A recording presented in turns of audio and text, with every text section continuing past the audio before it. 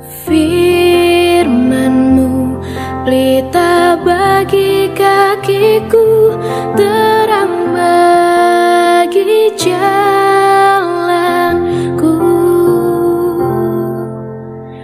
Firman-Mu pelita bagi kakiku, terang bagi jalanku. Oke, ya, kembali saya menyapa sekali lagi. Shalom ya, selamat malam.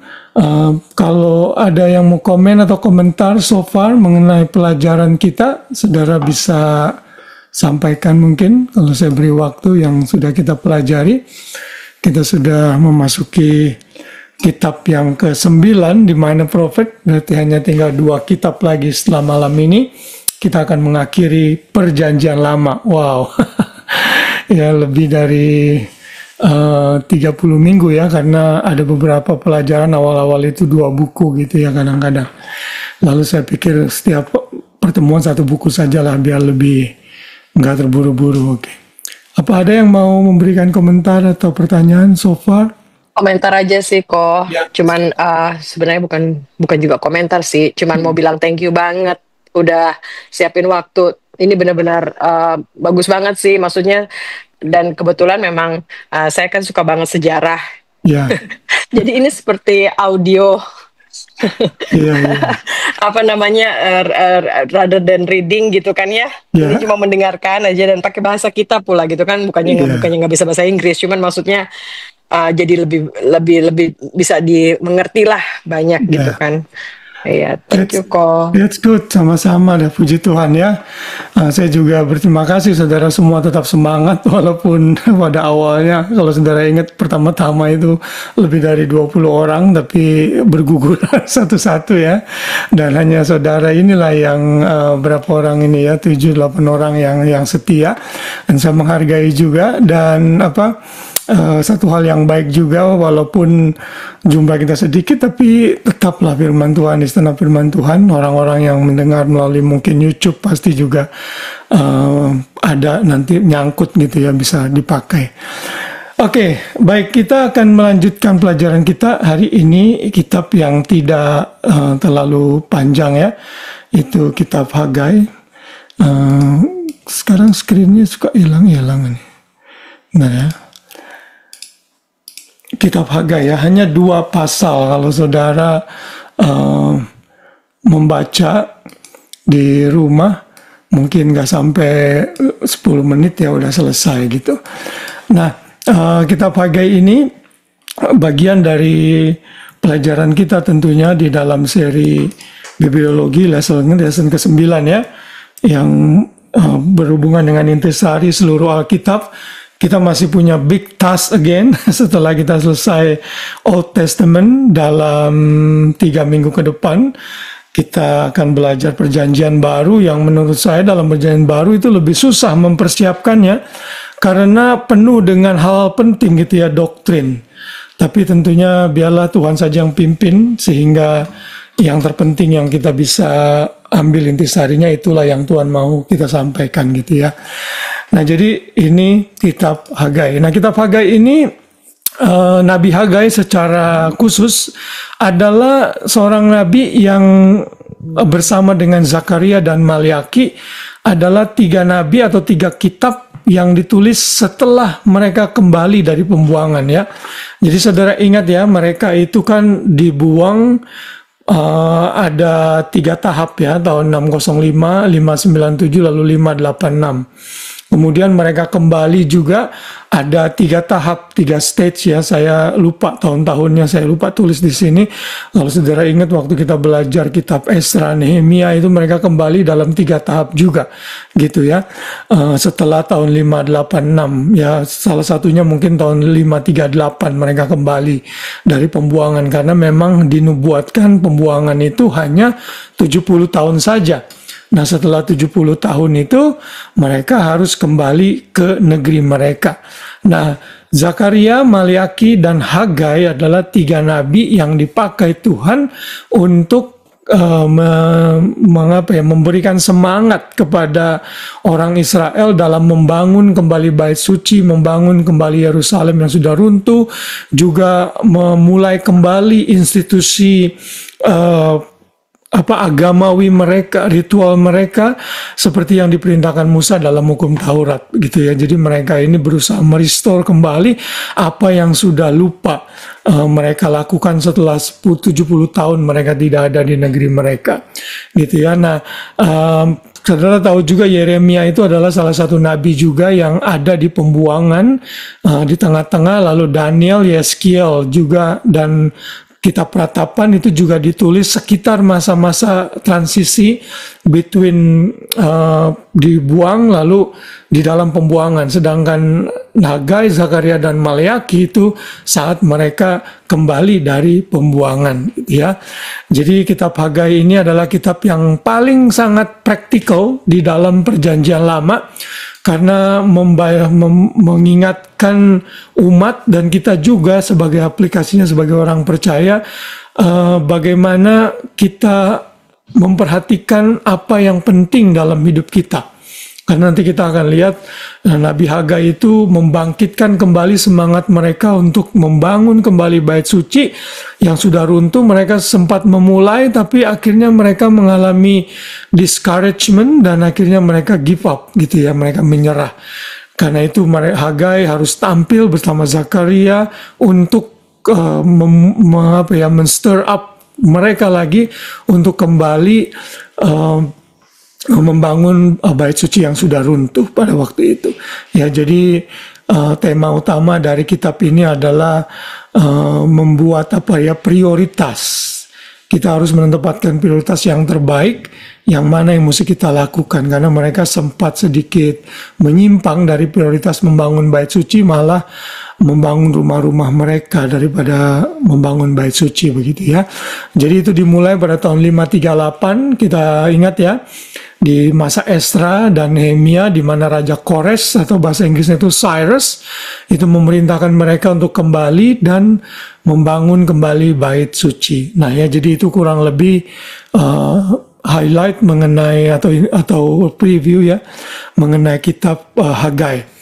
Nah, kalau saudara perhatikan chart ini adalah nabi-nabi yang ada di dalam Perjanjian Lama yang dipakai oleh Tuhan untuk menyampaikan pesan Tuhan ya, beserta dengan tahun-tahun mereka menyampaikan pesan, lalu ada di kerajaan mana.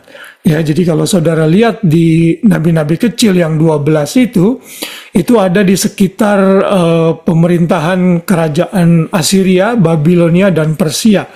Ya, kita sudah belajar itu kitab Hosea, Yoel, Amos, Obadja, ya, Yunus, Mika, Nahum, Habakuk, itu semua ada di masa Assyria. Kemudian di Babilonia itu atau di transisi antara sebelum pembuangan sampai pembuangan ada Yeremia, Ratapan, Daniel, Yeskiel. Nah, Zakaria dan Hagai itu ada dalam masa setelah mereka kembali dari pembuangan. Tentunya ini juga in conjunction with Esther, Esra, dan Nehemia tentunya, yang pada saat itu juga menjadi tokoh penting untuk membawa kembali bangsa Yehuda khususnya yang dibuang ke Babilonia untuk kembali ke negeri mereka. Ya, nah jadi ini satu timeline yang mungkin saudara harus bisa ingat ya dalam perjalanan pengetahuan saudara mengerti Alkitab, karena ini akan membantu saudara untuk melihat terang Alkitab dalam sejarah dunia gitu ya. Dan ini semua tidak bisa dipungkiri, ini sekali lagi menunjukkan bahwa firman Tuhan itu reliable, karena tidak bertentangan dengan arkeologi, geografi, dan juga tentang historical event yang terjadi di dunia ini ya. Nah, itu Hagai. Jadi ingat, ini nabi yang berada di masa setelah pembuangan ya. Kemudian kalau saudara masih ingat, saya selalu sampaikan chart ini untuk mengingatkan saudara kembali nabi-nabi di Perjanjian Lama, di nabi-nabi kecil yang membawa pesan, lalu arti namanya. Nanti Hagai itu artinya adalah my feast atau festival ku ya, maksudnya ini Tuhan. Tuhan memakai Hagai untuk mengingat mungkin hari-hari penting di Israel ya. Hagai yang pesan utamanya adalah panggilan untuk membangun kembali bait suci yang sudah runtuh, dihancurkan oleh Babilonia, Nebukadnezar. Kalau saudara ingat itu ya, waktu itu tahun 586 benar-benar dihancurkan dan semua perkakasnya dibawa ke Babilonia. Karena itu Tuhan memerintahkan mereka untuk membangun kembali setelah mereka kembali ya. Raja yang memerintah saat itu tentunya tidak ada di dalam kerajaan Israel ya, tapi waktu itu gubernur yang memerintah pada saat itu adalah Zerubabel ya, Zerubabel yang juga bersama-sama Hagai dan Zakaria menyemangati penduduk yang kembali dari pembuangan untuk membangun kembali bait suci ya. Sedangkan Hagai dalam kitab Perjanjian Lama orang Yahudi itu tetap ada dalam kitab Neviim ya. Neviim ini Hagai ya, the prophets ya, later prophet, nabi-nabi yang terkemudian ya. Begitu. Kemudian kalau saudara juga ingat timeline yang saya buat ini juga ada di bagian dalam kitab nabi-nabi kecil ya. Sekali lagi kalau saudara bisa hafal ini sangat membantu sekali ya. Ini adalah intisari seluruh kitab yang ada di dalam Alkitab saudara ya. 66 buku, 5 kitab hukum, 12 kitab sejarah, 5 kitab puisi, 5 kitab nabi besar, 12 nabi-nabi kecil. Nanti di bulan November mungkin ya kita akan masuk ke perjanjian baru yang hanya terdiri dari 4 kategori ya. Nah, setelah kita bergulat pada masa bangsa Israel pecah menjadi 2 di dalam kitab Hagai, timelinenya berubah karena kitab Hagai itu konsentrasi saat mereka kembali dari pembuangan dari Babilonia ya. Itu kitab Hagai. Nah, kitab Hagai saya beri judul, saya ambil dari seseorang, dia memberi title Consider Your Way ya. Judulnya perhatikanlah keadaanmu. Kenapa? Karena di dalam kitab Hagai ini disebut beberapa kali Tuhan melalui Nabi Hagai menyatakan agar perhatikanlah keadaanmu. Itu disebut ya dalam pasal 1 ayat 5 misalnya ya. Oleh sebab itu beginilah firman Tuhan semesta alam, perhatikanlah keadaanmu ya. Lalu dalam pasal 1 ayat 7 juga sama dinyatakan, beginilah firman Tuhan semesta alam, perhatikanlah keadaanmu ya. Jadi ini pesan Tuhan ya kepada mereka waktu mereka mulai discourage mengenai membangun bait suci. Lalu Tuhan mengingatkan mereka, ingat keadaanmu, consider your way ya. Kemudian di dalam pasal 2 ayat 15 juga sama. Dalam bahasa Inggris dikatakan, but now do consider from this day onward, before one stone was placed on another in the temple of the Lord. Consider lagi ya, consider. Lalu ayat 18 juga sama, do consider from this day onward, dan seterusnya.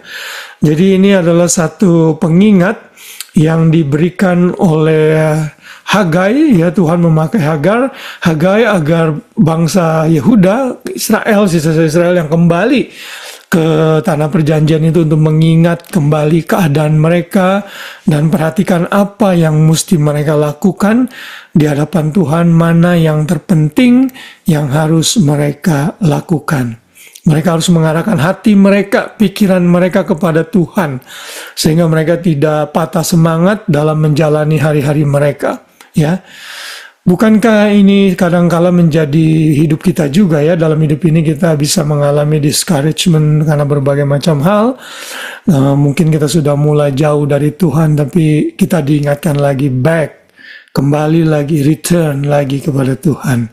Ya, nah itu sebagian informasi mengenai kitab Hagai yang memang tidak terlalu banyak bisa digali karena kita tidak dapat informasi mengenai Hagai ini dari mana ya, bapaknya siapa, keturunannya siapa, itu tidak jelas, tidak dicatat gitu. Ya, jadi untuk penulis tentunya tidak bisa sangkal yang menulis kitab Hagai adalah tentunya Hagai, ya. Itu ada dalam pasal 1 ayat yang ke-1, ya. Saya minta tolong mungkin Pak Ade tolong dibacakan. Hagai 1 ayat 1. Pada tahun yang kedua zaman Raja Darius, dalam bulan yang ke-6, pada hari pertama bulan itu datanglah firman Tuhan dengan perantaraan Nabi Hagai kepada Zerubabel bin Shealtiel, Bupati Yehuda, dan kepada Yosua bin Yosadak, Imam Besar, bunyinya. Ya, thank you Pak Ade. Ya, jadi di sini cuma hanya diberikan informasi bahwa Hagai itu menerima pesan pada bulan ke-6 pada hari pertama bulan itu. Nah, ini para ahli teologi yang memperhatikan timeline perjanjian lama, ini kurang lebih tanggal 29 Agustus 520 sebelum Tuhan Yesus, ya. Jadi kalau Raja Kores itu memberikan perintah untuk bangsa Yehuda kembali dari pembuangan tahun 538, kurang lebih 16-18 tahun kemudian, ya, mereka mulai membangun bait suci, dan Hagai menerima pesan itu pada tanggal itu, ya. Tadi saya sudah sebut Hagai itu artinya a feast of Yahweh, ya, a feast of Yahweh. Jadi ini berhubungan dengan festival, dan Hagai ini dikatakan menyampaikan pesan dengan perantara Hagai kepada Zerubabel yang waktu itu adalah Bupati Yehuda. Ini perwakilan dari kerajaan Babilonia sepertinya, ya.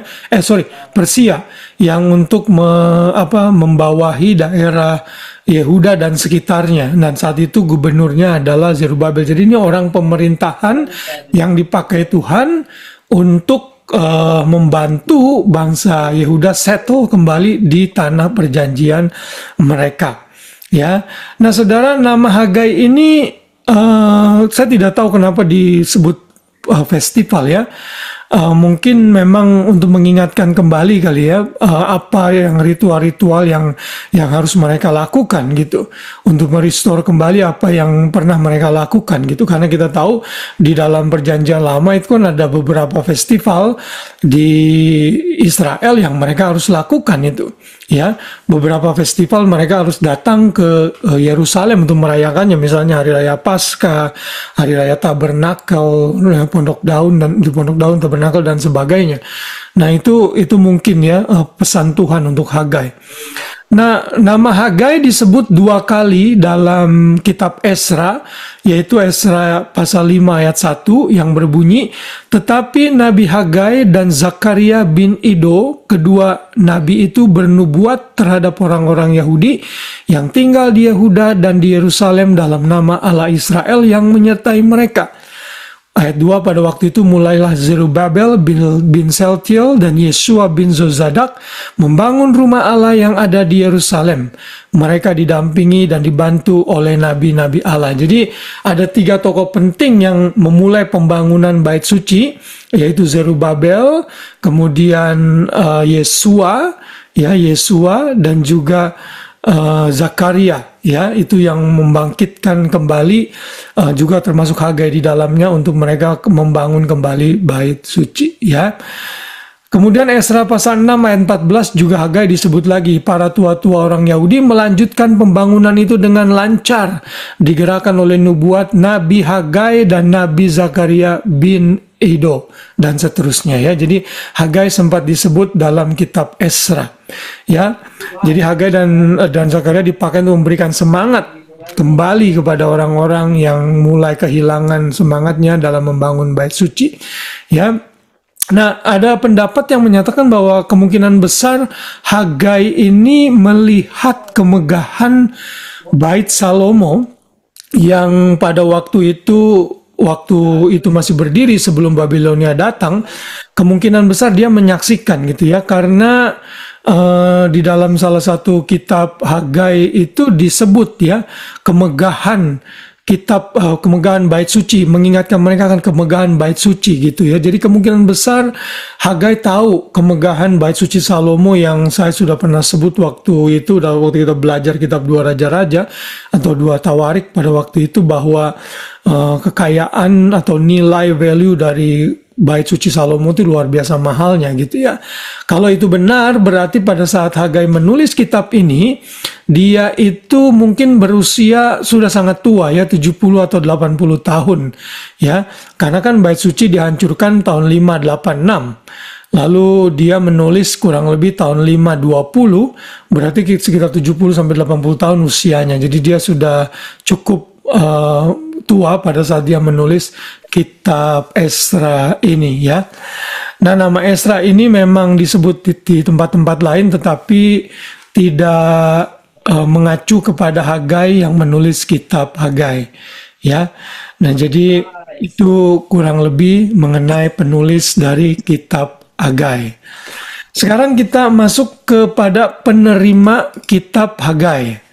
Siapa yang menerima kitab Hagai? Tentunya saya sudah sebut ya beberapa kali, ini adalah komunitas yang kembali setelah dari pembuangan. Tentunya ini adalah suku Yehuda. Saudara ingat ya, di masa mereka kembali dari pembuangan itu ada kurang lebih 50.000 orang yang kembali dari pembuangan. Lalu nanti di tahap kedua dan ketiga makin banyak lagi yang kembali ke tanah perjanjian ya. Kemudian tanggal penulisan saya juga sudah sempat singgung, itu sekitar tahun 520 sebelum Tuhan Yesus ya, before Christ atau before current era, BCA ya, 520. Apa tujuan kitab Hagai ditulis? Tujuan kitab Hagai ditulis itu untuk memotivasi dan menyemangati sisa-sisa Israel yang kembali dari pembuangan untuk menyelesaikan membangun kembali bait suci. Saudara, kenapa mereka kok perlu disemangati dan begitu eager untuk membangun bait suci? Karena bait suci itu satu tempat pusat ibadah mereka. Mereka itu tidak dapat ibadah dengan proper tanpa keberadaan bait suci. Makanya kalau saudara perhatikan kitab Mazmur ya, misalnya Bani Korah itu kan anak-anak dari keturunan Lewi ya. Itu ada beberapa pasal dan beberapa ayat tuh mereka rindu sekali untuk mereka memiliki bait suci kembali gitu ya. Bahkan ada Mazmur yang menyatakan, kalau saudara ingat itu Mazmur pasal berapa saya lupa, 40-an, berkata, mengapa engkau tertekan hai jiwaku gitu kan, mengapa engkau merana di dalam diriku. Itu sebenarnya mereka tuh sedang yang menulis itu Bani Korah, mereka tuh merindukan adanya bait suci gitu ya. Saya membayangkan waktu kita dalam masa COVID ya, orang beribadah di rumah kan ya, di rumah-rumah, itu pastilah ada kekangenan sendiri bahwa saudara itu kepengen lagi ibadah di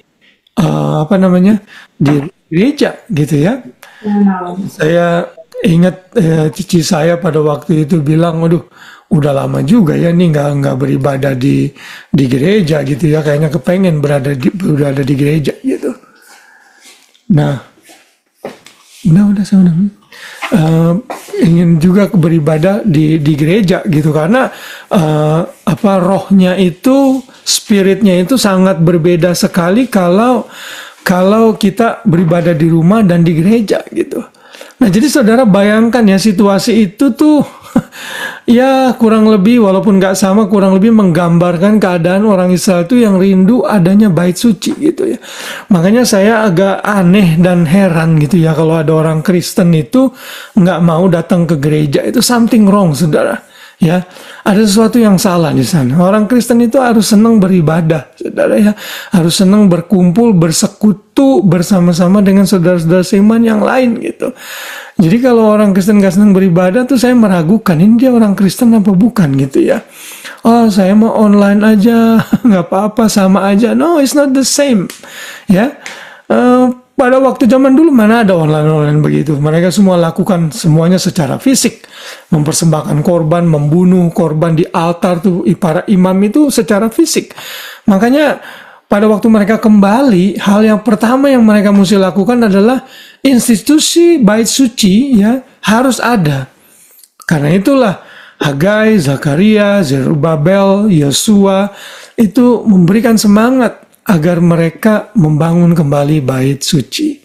Ya, nah itu introduction berhubungan juga dengan tanggal penulisan dan audiens. Sekarang kita masuk ke inti sari dari isi kitab Hagai.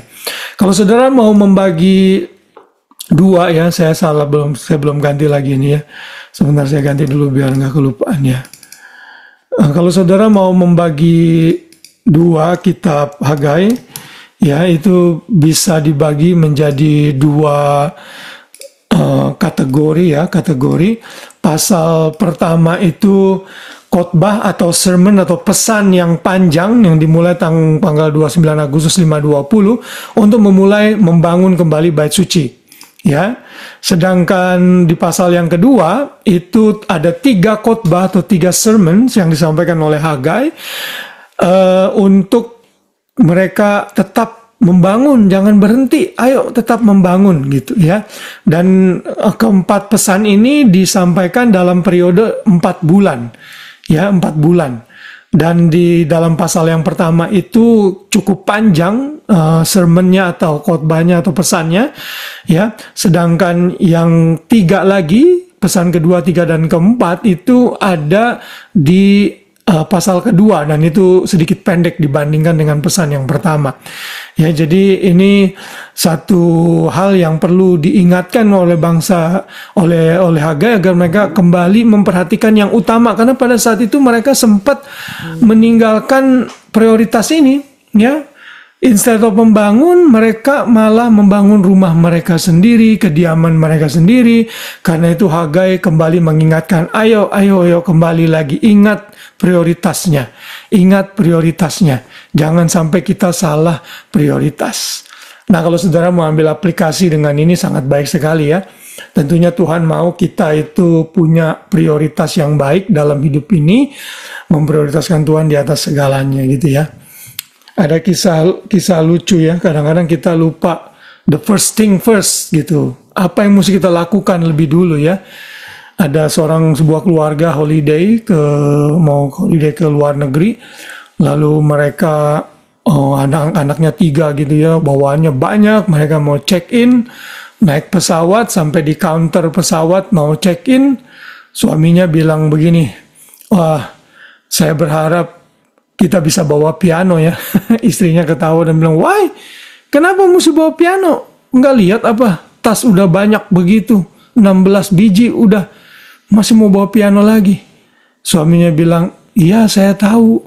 Tapi tiketnya itu ada di atas piano. Jadi ternyata si suaminya lupa bahwa tiketnya itu ada di piano. Saudara. Jadi kadang-kadang kita lupa apa yang terpenting yang mesti kita lakukan dalam hidup ini ya. Tuhan mau kita back to the first priority in life. Saudara, kita tahu di Australia kita semua ini busy, sibuk ya, termasuk saya juga. Ya, saya bekerja, melayani, ada pekerjaan rumah yang mesti dilakukan ya. Kalau saya betul biasanya nyetrika ya, cuci mobil dan sebagainya saudara ya. Tapi yang Tuhan mau adalah kita tetap mengutamakan Tuhan. Karena itu saya sangat appreciate sekali kalau saudara di tengah-tengah mungkin kelelahan fisik every Friday night seperti ini, saudara masih bisa setia dan ikut dalam Bible study ini. Dan ini pun juga menjadi penyemangat buat saya gitu.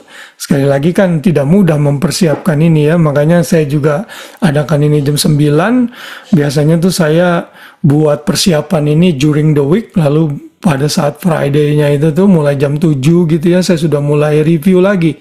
Yang saya sampaikan ini ya saya review lagi, kalau enggak lupa gitu apa yang saya mau sampaikan. Nah jadi saudara, ini adalah latihan yang menurut saya Tuhan senang gitu ya. We are prioritizing the first things first. Yang mesti kita lakukan itu apa? Dan itulah yang pada waktu itu orang Yehuda lupa gitu ya, lupa untuk mereka lakukan, sehingga mereka mesti diingatkan lagi untuk membangun kembali bait suci.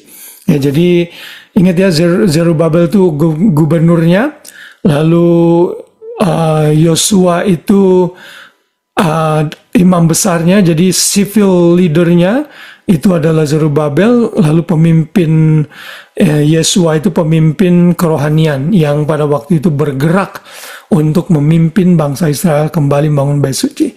Kalau saudara lihat peta ini ya, ini Zerubabel ini tokoh yang sangat penting di dalam kitab Hagai dan juga di kitab Esra tentunya, dan Nehemia. Zerubabel ini dipakai Tuhan untuk menolong bangsa Israel settle kembali ke tanah perjanjian. Nanti kalau saudara perhatikan, Zerubabel ini sebenarnya keturunan dari Daud, ya, dari dua line, dari Salomo dan dari Nathan, ya. Muncullah Zerubabel, lalu kalau saudara tarik terus silsilahnya, itu akan muncul Yusuf dan Maria, lalu muncul Yesus. Jadi Zerubabel ini adalah salah seorang yang disebut di dalam silsilah Tuhan Yesus. Dia ini adalah grandpa-nya Tuhan Yesus, gitu ya. Jadi nggak kebetulan Tuhan memilih orang ini untuk menyemangati mereka mau kembali bait suci, karena in the future dari keturunan Zerubabel lah muncul Sang Mesias Yesus Tuhan, ya. Oke. Lalu outline kitab Hagai, saudara bisa ambil ini dari MacArthur Study Notes. Di sana dibagi menjadi 4 bagian. Rebuke for disobedience, ya, pasal 1 ayat 1-11. Lalu di tahun kedua, bulan ke-6, hari pertama, remnant, sisa-sisa Israel mulai respon dan mulai membangun kembali. Lalu pada tahun yang sama, bulan yang sama, hari yang ke-24, mereka diingatkan, mereka mulai tidak semangat, lalu diingatkan lagi agar mengembalikan kemuliaan Tuhan, ya, dalam kegiatan yang mereka lakukan dalam membangun bait suci. Jadi ini di dalam kitab Hagai ini disebut tanggal-tanggal, ya, kapan itu dilakukan, ya. Jadi ada tahun kedua, hari ke-7 tanggal 21, lalu ini yang terakhir itu bulan kedua, hari ke-9 tanggal 24, tahun kedua bulan ke-9 hari ke-24, ya, seperti itu. Nah, di dalam Insight for Living dari Chuck Swindoll, ini intisari yang dia buat, dia cukup bagus juga, ya.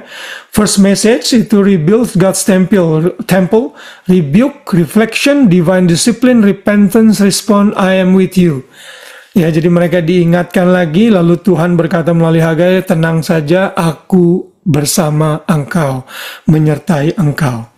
Di dalam pasal itu ada 23 hari, penekanannya ada hal yang praktikal, negatif, tapi juga ada yang menghiburkan. Skopnya, keadaan pada saat itu di bait suci di Yerusalem. Kemudian pasal 2 itu dilakukan lebih dari 2 bulan, penekanannya untuk hal-hal yang spiritual, positif, dan juga penghiburan. Lalu future glory of God's house, ya. Nanti karena bait suci ini nanti akan menjadi patokan untuk kemuliaan Tuhan di bait suci yang akan terjadi di masa depan, ya. Nanti kita akan lihat itu.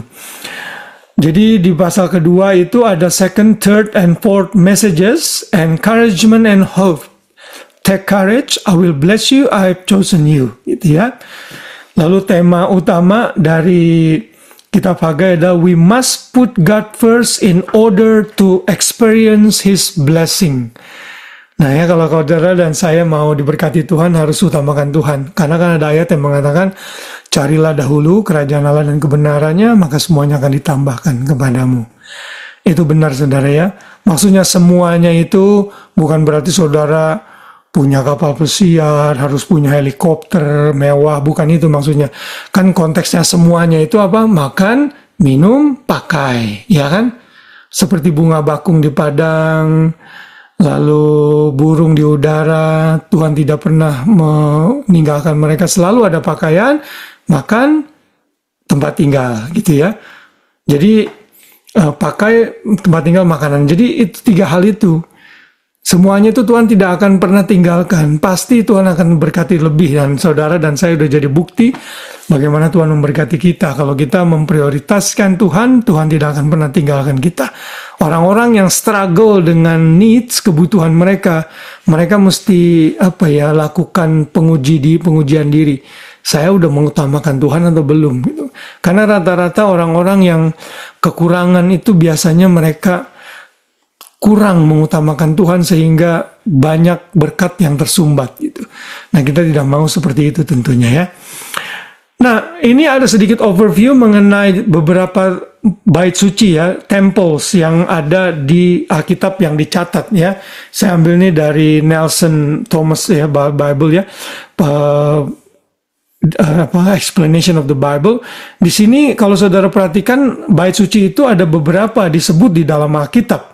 Mulai dari bait suci yang nomaden, berpindah-pindah waktu mereka di padang gurun ya, pada masa Musa.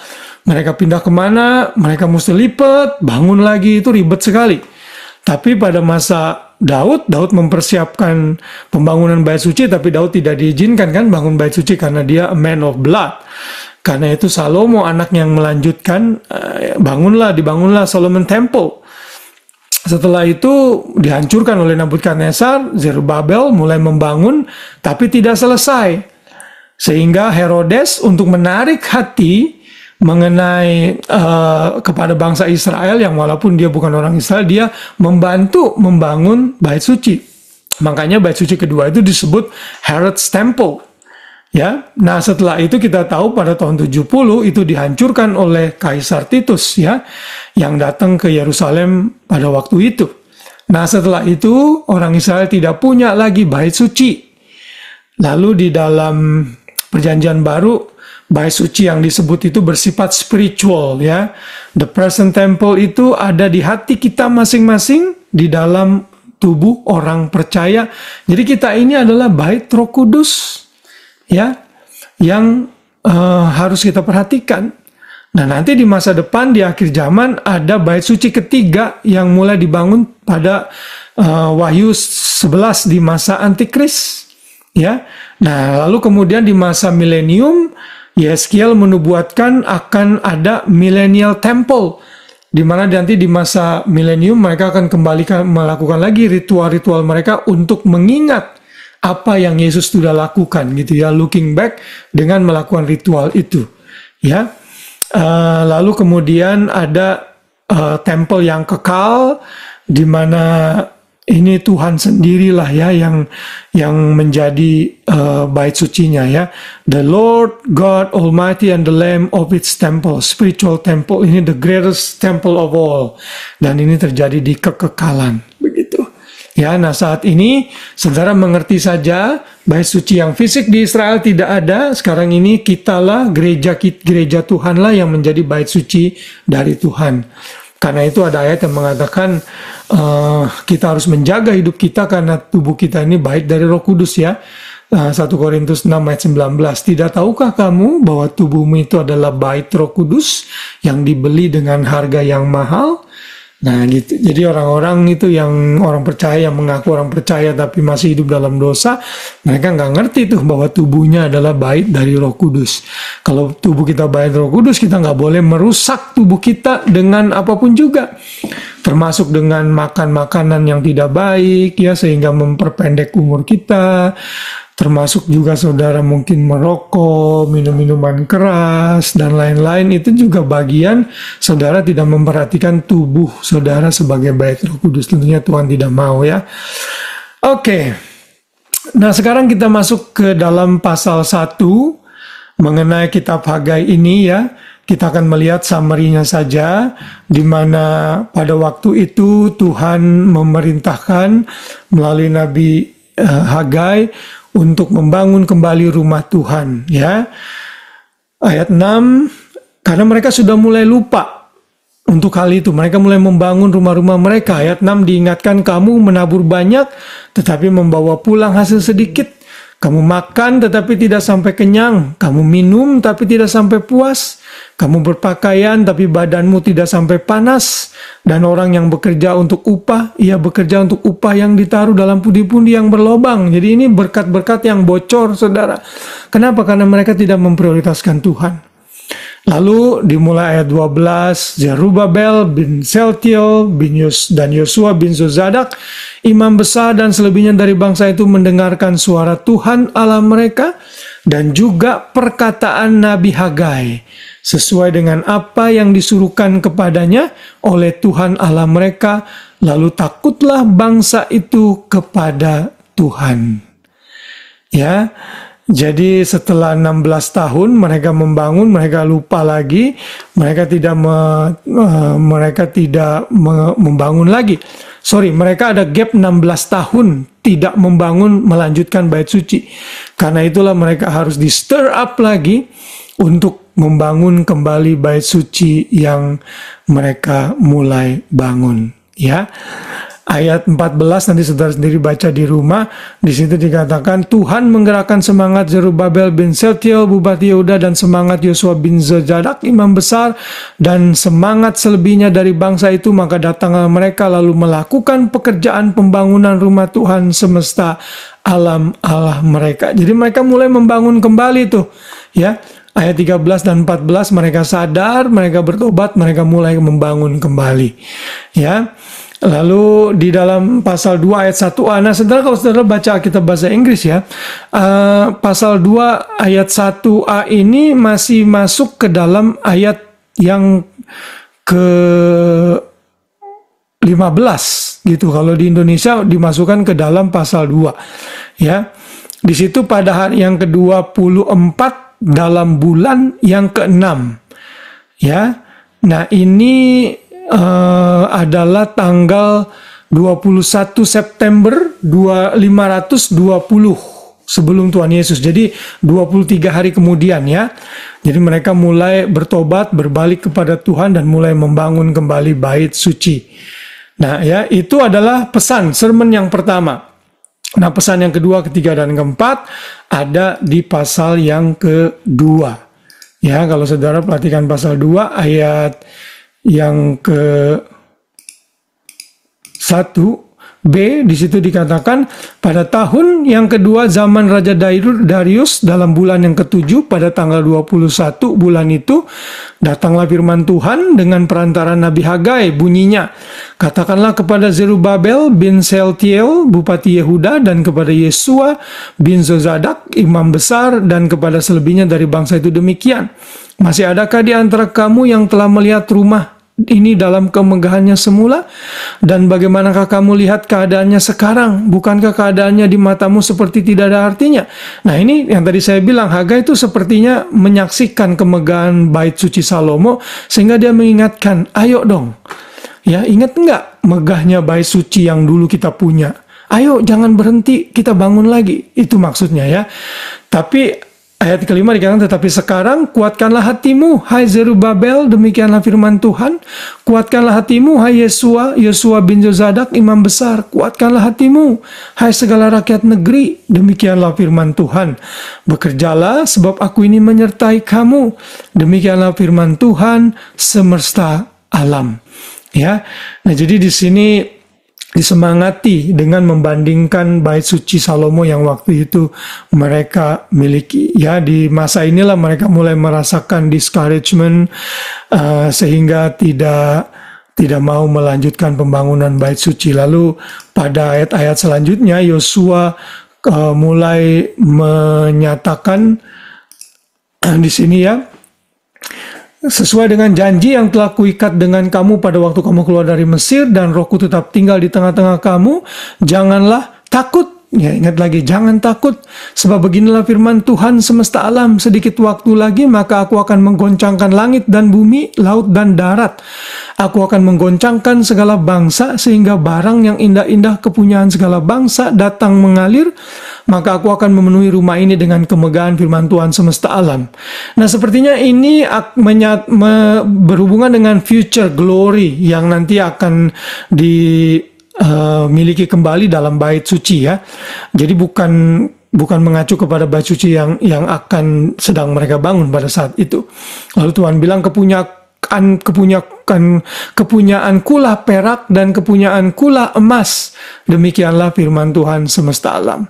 Adapun rumah ini kemegahannya yang kemudian akan melebihi kemegahannya yang semula. Firman Tuhan semesta alam. Dan di tempat ini aku akan memberi damai sejahtera. Demikianlah firman Tuhan. Nah, ini sekali lagi kayaknya ada nubuatan mengenai apa yang terjadi di masa depan. Ya, mengenai bait suci yang akan dibangun kembali nanti pada akhirnya gitu ya. Karena di sini aku akan menggoncangkan bumi, itu kan mirip dengan apa yang ditulis dalam Ibrani 12 ya. Jadi bangsa-bangsa akan digoncangkan. Nah, itu pesan yang kedua.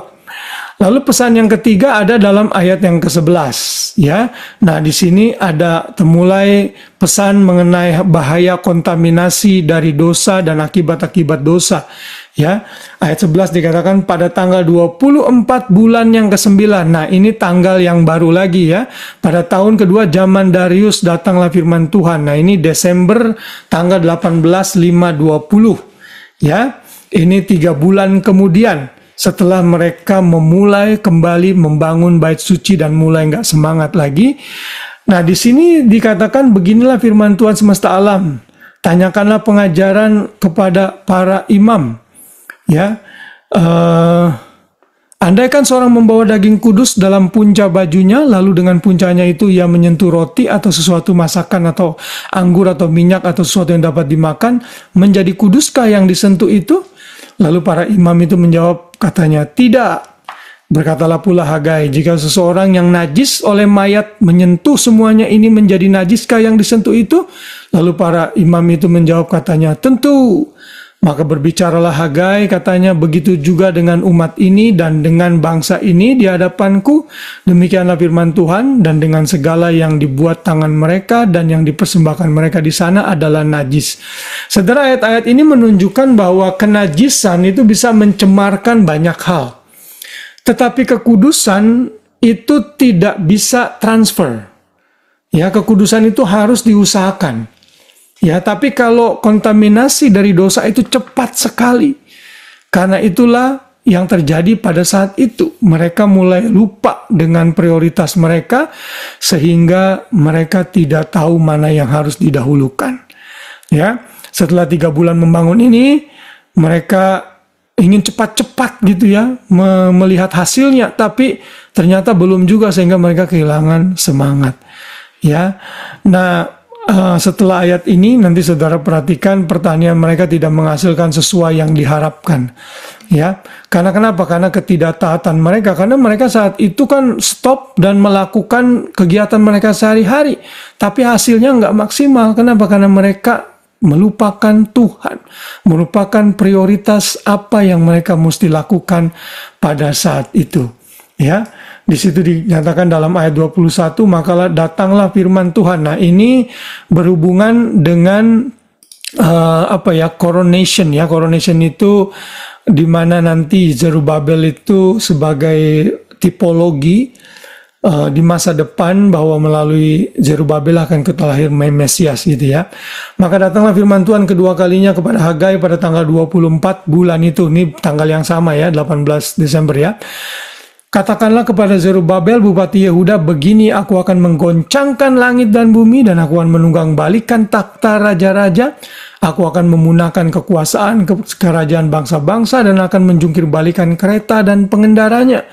Kuda dan pengendaranya akan mati rebah, masing-masing oleh pedang temannya. Nah, ayat terakhir, pada waktu itu demikianlah firman Tuhan semesta alam, aku akan mengambil engkau, hai Zerubabel bin Shealtiel, hambaku, demikianlah firman Tuhan, dan akan menjadikan engkau seperti cincin meterai, sebab engkaulah yang kupilih, demikianlah firman Tuhan semesta alam.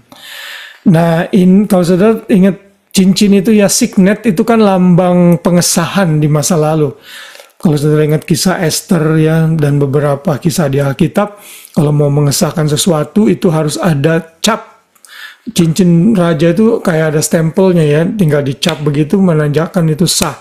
Kayak ada materai di dalamnya gitu. Nah, di sini Zerubabel dimeteraikan, dia dipilih untuk apa? Tentunya kalau kita baca ke Perjanjian Baru untuk menjadi bapak leluhur dari Tuhan Yesus, karena Zerubabel masuk dalam silsilah dari bapak-bapak leluhur Sang Mesias, ya. Nah, jadi kitab Hagai itu memang kitab yang memberikan semangat orang Israel untuk membangun kembali bait suci, tetapi di dalamnya juga ada pesan nubuatan di masa depan, di mana Mesias akan lahir, dan salah seorang yang dipakai untuk melahirkan Mesias adalah keturunan dari Zerubabel, gubernur Yehuda. Nah, itulah kitab Hagai, intisarinya. Saya berharap saudara bisa mengambil hal penting di sini, ya, di dalam kitab Hagai ini. Sekali lagi, kalau saudara lupa, rekamannya tentunya ada di kitab, ada di YouTube, ada di YouTube. Saudara bisa lihat. Saya pun juga begitu saya mempersiapkan satu kitab, ya. Lalu misalnya saya mesti relate dengan kitab yang lain, saya juga udah lupa, saudara, ya, karena terlalu banyak yang mesti diingat. Saya mesti lihat lagi file saya mesti dengar lagi, oh apa ya. Itu karena kita ini manusia kan memang sering lupa gitu ya.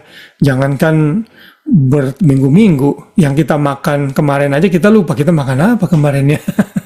Ya, apalagi untuk hal yang banyak seperti ini gitu. Oke. Nah, apakah foreshadowing Jesus di Hagai? Di dalam Perjanjian Baru, Perjanjian Lama dan Perjanjian Baru, ya.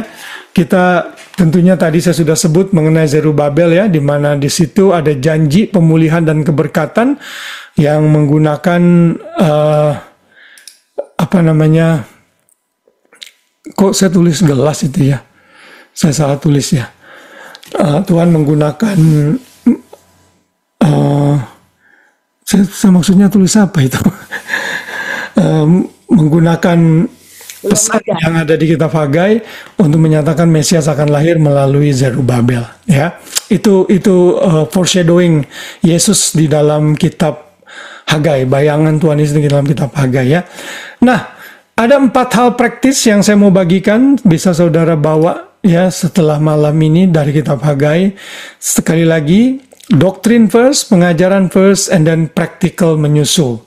Saya selalu ingatkan, di dalam Alkitab, porsi doktrin itu tetap lebih besar daripada praktikal. Orang yang mengerti doktrin, pengajaran, biasanya kehidupan praktisnya akan baik biasanya. Ya, kalau ada yang tidak gitu, itu namanya jadi orang Farisi, ya kan? Karena itu saudara harus tetap mau belajar, karena ini penting. Saya selalu mengingatkan, yang disesatkan itu bukan pada level yang praktikal. Ya, jangan membohong, jangan mencuri, jangan berzina, rajin melayani, hidup jujur. Apa yang mau disesatkan? Nggak ada, saudara. Semua sama. Bahkan saudara nggak perlu jadi orang Kristen, saudara bisa lakukan itu sebenarnya. Tapi kalau masalah penyesatan itu yang disesatkan itu soal pengajaran. Yang dikutek-kutek itu tentang siapa yang menyalibkan Yesus itu rencana iblis apa rencana Bapa, ya kan, yang saat ini sedang hangat-hangatnya di sosial media gitu kan. Siapa itu yang menyalibkan Yesus? Lalu doktrin Tritunggal, Yesus itu Tuhan atau bukan? Kalau dia Tuhan kok dia nggak pernah menyebut dirinya Tuhan? Selalu levelnya itu pengajaran. Tapi kita tidak boleh juga menerbengkalaikan yang praktis. Karena kalau ajaran yang kita benar, tapi hidup kita tidak benar, kita bisa jadi batu sandungan sehingga ajarannya bisa terpengaruh. Ya, walaupun saya selalu ingatkan lebih baik dengarkan ajarannya benar, orang yang nggak benar, daripada dengar ajaran yang salah, orang hidupnya benar. Kenapa? Karena ajaran itu bersifat mutlak, regardless of siapa yang mengajarkannya. Ya, gitu. Yang pertama, saudara, praktikalnya apa? Belajarlah mengutamakan Tuhan, karena itu akan mendatangkan berkat atas hidup kita. Itu yang disampaikan dalam kitab Hagai, ya. Karena Hagai sempat mengingatkan, pundi-pundimu bocor, hasil pertanianmu tidak baik. Kenapa? Karena kamu melupakan Tuhan. Ya, kalau saudara mau melihat berkat Tuhan, saya tidak hanya ngomongin berkat jasmani, ya, tapi juga seluruh berkat-berkat rohani. Ya, kehidupan saudara mau diberkati Tuhan, ya, mari utamakan Tuhan. Bukan berarti hidup itu akan tanpa tantangan, tanpa masalah, bukan. Ya, masalah boleh datang, tantangan boleh datang, tapi di sana ada berkat Tuhan. Daripada tantangan datang tapi tidak ada berkat Tuhan, itu parah sekali, saudara. Kepada siapa saudara mau bergantung dan bersandar? Ya, jadi utamakan Tuhan. Yang kedua, pekerjaan Tuhan dimulai dan dikuatkan dan ditambahkan melalui penyampaian firman Tuhan. God's work is began and it is sustained and encouraged by the word of God. Jadi yang bisa menguatkan, meneguhkan jemaat Tuhan, setiap pribadi itu adalah firman Tuhan. Karena itu jangan pernah berhenti menyampaikan firman Tuhan. Ya, dan ini encouragement buat saya juga. Makanya saya tidak pernah, saat ini saya belum berhenti, dan semoga tidak berhenti ya, share renungan ya, baik dalam bentuk tulisan, dalam bentuk audio. Kenapa? Karena hanya firman Tuhan yang bisa mengubahkan orang, menguatkan orang. Makanya tugas gereja itu menyampaikan firman Tuhan, bukan storytelling. Nah sekarang ya kita yang di gereja-gereja karismatik, gereja-gereja Pantekosta seringkali kebablasan ya. Kebanyakan praktis tapi ajarannya kurang gitu ya. Kebanyakan entertainment tapi pengetahuannya kurang. Itu Tuhan nggak mau kayak begitu. Harus ada keseimbangan. Firman Tuhan harus disampaikan gitu ya. Firman Tuhan yang solid itu bukan semata-mata bilang kamu harus bertobat kalau nggak masuk neraka. Firman Tuhan yang solid itu firman Tuhan yang mengcover seluruh counsel of God from Genesis to Revelation. Semua dekrit Tuhan yang sudah dinyatakan dalam Alkitab. Karena itulah ini juga menjadi penyemangat saya, orang dengerin atau enggak dengerin, pokoknya saya sampaikan firman. Kan saya ingatkan ya, nabi-nabi di Israel itu boro-boro mendengarkan malah mau dibunuh. Ya, maka itu kalau saudara sampaikan firman, orang udah give up, orang nggak mau mendengar lalu saudara give up, saudara ingat aja Yeremia ya, ingat aja Yesaya, ingat aja nabi-nabi kecil yang sering kali menyampaikan pesan tapi dilupakan pendengarnya. Ya. Dan juga ada banyak kesaksian orang diubahkan karena firman Tuhan tentunya. Oke. Itu yang kedua, yang ketiga, Tuhan berdaulat penuh ya atas segalanya dan tetap pegang kendali dalam segalanya. Ini juga tema umum yang sering saya sampaikan dalam membahas intisari kitab-kitab ini ya. Ingat selalu tidak ada sesuatu pun catch God by surprise. Tuhan selalu in control. Dia Tuhan yang berdaulat penuh dalam hidup kita. Yang terjadi dalam hidup kita tidak ada yang kebetulan. Tuhan sudah atur dengan sebaik-baiknya. Dan yang keempat, yang terakhir, Tuhan ingin memberkati umatnya. Ingat, kalau saudara mau diberkati, put God first in our time, our finance, ya, our priorities, maka berkat itu akan mengikuti. Saudara ingat, Ulangan 28 itu adalah bentuk disiplin Tuhan kalau mereka tidak mendengarkan Tuhan bagi orang Israel. Tapi kalau mereka mendengarkan Tuhan dan hidup taat, maka ada list berkat yang Tuhan berikan. Kalau saudara dan saya mau hidup dalam keberkatan Tuhan, mari memprioritaskan Tuhan dalam hidup kita. Ya. Nah, itulah isi dari kitab Hagai. Semoga kitab ini memberkati kita. Kita bisa mengambil hal yang praktis dalam hidup kita untuk kali ini. Oke, ada komentar atau pertanyaan yang mau diberikan? Ya, saya Pak Dede. Ya, silakan. Kalau kita lihat ya, zaman waktu sekarang ini kan, kita tuh lihat bagaimana yang namanya negara Israel atau mungkin orang Yahudi ya, itu kan sedang mau bangun Bait Allah lagi kan. Yang ketiga kita tahu persiapannya, terus macam-macam lah pokoknya ya, dari yang alat-alat, terus apa sih, lembu merah dan macam-macam itu.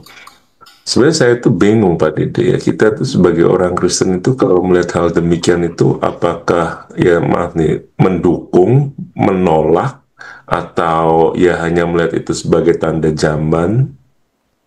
Karena ya itu yang pertama. Yang kedua ini sebenarnya kalau kita lihat yang terjadi beberapa hari belakangan ini kan ya, kita tuh kan lihat Israel perang sama banyak negara ya, atau dikeroyok sana sini, tiba-tiba gitu ya, tahu-tahu bisa ada si itu kan, Donald Trump itu bikin perjanjian damai Pak Dede, ya loh. Dan Hamas pun juga akhirnya ikut masuk dalam perjanjian itu. Jadi saya kadang, ya bukannya apa sih Donald Trump ini yang namanya figur antikris gitu loh. Itu hanya reka-reka saya aja gitu loh. Kadang siapa aja nggak bisa bikin perjanjian damai. Tahu-tahu si Donald Trump. Tapi kalau emang itu bener kan ya, berarti bener sih apa namanya, rapture udah kejadian gitu. Iya, iya. Ya, Oke. cuma ini aja sih yang unek-unek aja sih. Iya, yang pertama yang mengenai pembangunan bait suci ketiga ya, saya pikir asumsi Pak Ade yang ketiga itu yang mesti kita pegang sih ya. Anggaplah itu sebagai tanda-tanda zaman ya, kita yang sudah mengerti Alkitab, karena kita tahu itu akan terjadi. Tetapi apakah kita harus mendukung dan membantunya? I don't think so. Gitu ya.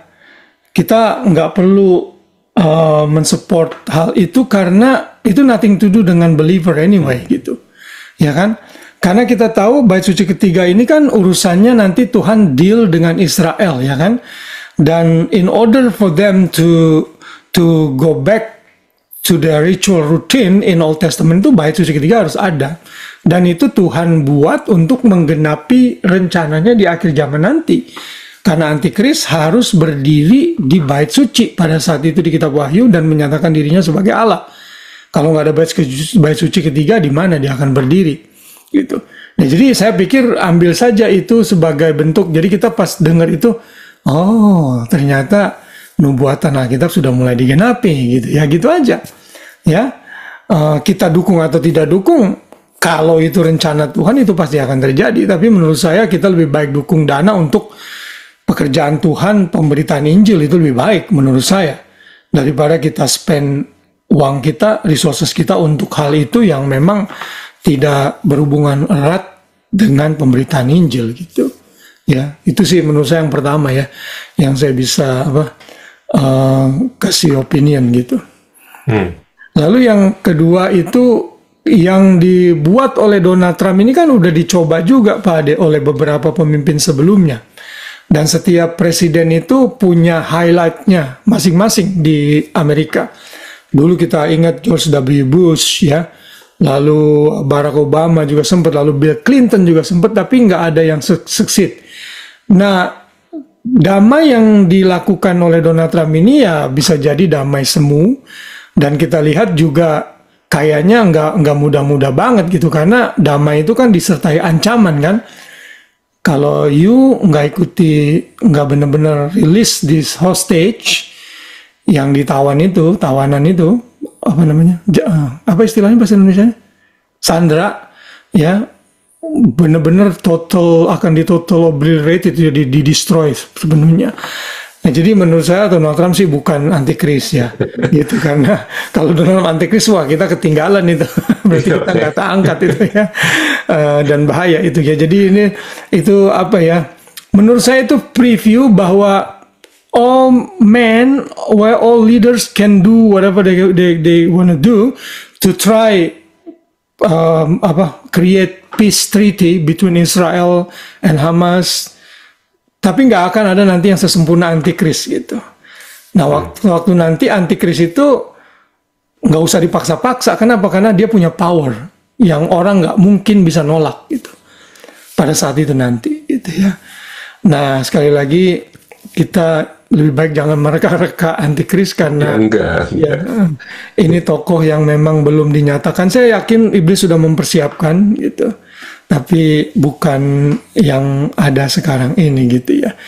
Jadi bisa jadi itu previewnya saja Pak Ade, sehingga mungkin kalau orang-orang yang hidup pada saat itu nanti benar-benar hidup gitu, dia sadar, oh ini kan yang dulu kita usahakan bertahun-tahun untuk damai nggak bisa-bisa, tapi toko ini nih bisa nih, wah luar biasa nih gitu. Yang saya bingung itu ya, yang tadi yang pertama yang usaha mereka untuk bangun kembali bait suci itu kan, mereka tuh butuh imam ya, dan orang-orang imam itu kan biasanya dari turunan Lewi kan. Nah, yang kita tahu tuh kan sebenarnya apa ya, yang dari keturunan Lewi itu kan udah nggak tahu sekarang mereka ada di mana. Karena yang terakhir balik itu kan yang dua suku yang terakhir itu, Ya. Yehuda sama Benyamin atau apa. Makanya saya bingung gitu loh, mereka tuh gimana kok bisa merunut lagi untuk bisa dapetin orang-orang itu, kan lucu gitu loh. Terus perkakas-perkakasnya lah kayak menorah, apa gitu macem-macem, itu saya bingungnya mereka tuh ya nggak tahu gimana kok bisa mengklaim bahwa ya itu seperti yang diresepkan di dalam kitab suci gitu. Iya, iya. Kalau soal apa lineage dari imam itu, saya pikir itu nanti bagian dari providensi Tuhan ya. Tuhan kalau memang karena itu kehendak Tuhan harus terjadi dan semuanya harus diserap berdasarkan aturan yang ada di Perjanjian Lama, pasti Tuhan akan bantu mereka untuk menghadapi itu. Gitu. Makanya kayak ada ahli-ahli khusus, departemen khusus di Israel yang sudah menyelidiki itu gitu. Bagaimana caranya, apakah itu benar apa enggak, kita totally unclear. Tapi yang pasti Tuhan bisa aja gitu ya melakukan itu semua dalam kekuasaannya sih ya menurut saya. Gitu. Jadi suatu hari kelak ya imam yang dipilih untuk mengatur bait suci ketiga ya memang orang yang tepat gitu. Karena bantuan Tuhan gitu ya. Jadi ambil saja itu sebagai satu tanda zaman yang saudara ngangguk-ngangguk aja waktu baca itu. Oh, oke. Ternyata Alkitab bener ya mulai ada gitu. Gitu ya. Kalau saudara dari aliran amilenial, orang reform ya, orang Presbyterian yang nggak percaya hal ini mereka sama sekali menolak tuh hal ini. Gitu. Tapi ya begitu saya pelajari, saya perhatikan nggak mungkin ditolak gitu ya, karena memang ada ayatnya gitu. Dan sekarang penggenapannya udah mulai terjadi gitu. Nah kalau mereka nggak percaya itu kan mereka susah tuh relate dengan event yang terjadi saat ini, yang persiapan-persiapan ini. Jadi mereka anggap itu sebagai bentuk pembangkangan buat mereka. Mereka mau kembali lagi ke Old Testament. Padahal Yesus sudah datang, mereka kembalinya ke situ. Padahal kita tahu nanti di akhir zaman itu akan terjadi gitu. Ya. Nah, itu mungkin satu hal yang bisa kita pelajari beyond kitab Hagai malam hari ini ya. Kalau kita belajar nubuatan tentang akhir zaman gitu. Oke, itu diskusi kita ya. Ada lagi mungkin? Kalau tidak ada, kita bisa tutup. Ya. Oke, baik. Mari kita ambil foto ya. Firman-Mu pelita bagi kaki